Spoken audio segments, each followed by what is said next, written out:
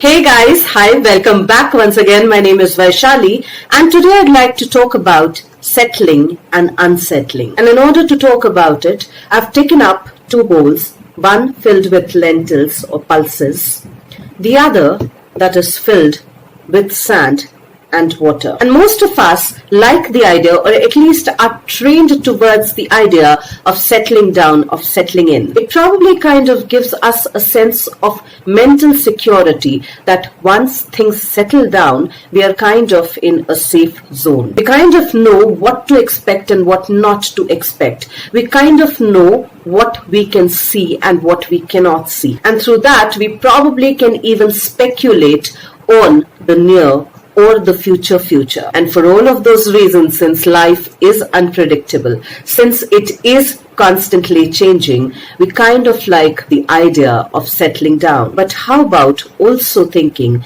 of settling that may be quite unsettling also?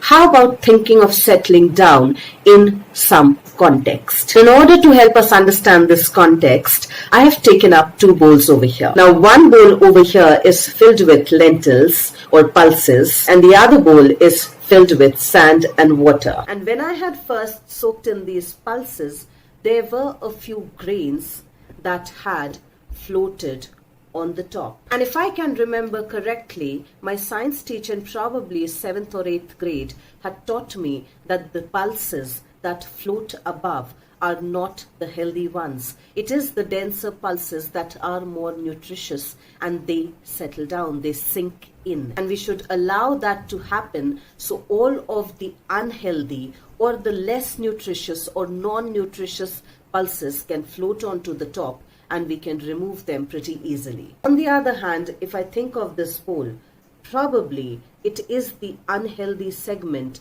that has settled down.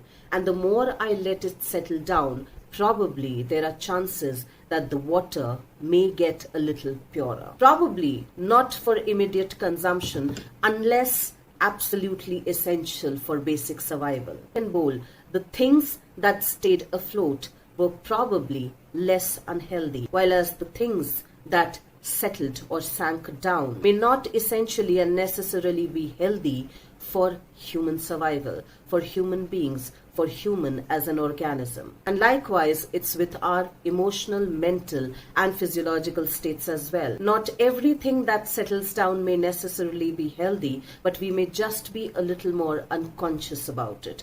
And most of the times we are. Not necessarily all of the things that stay afloat may necessarily be healthy as well. And therefore, I believe we need to be a little more present with ourselves to be able to continuously discern for ourselves as to what is healthy and what is unhealthy for our growth and development. On all levels, emotional, mental, and physiological. Let's try and become a little more aware of what settles down and what stays afloat. For everything that settles down may not necessarily be very healthy, and everything that stays afloat may also not necessarily be very healthy for us. Let's try and be discerning about that, because we can only be discerning about those things when we are aware of them. Let's try and do that for ourselves, for our growth, for our evolution, for our development, and for our well-being. And I will see you once again the next week. Till then, stay tuned in.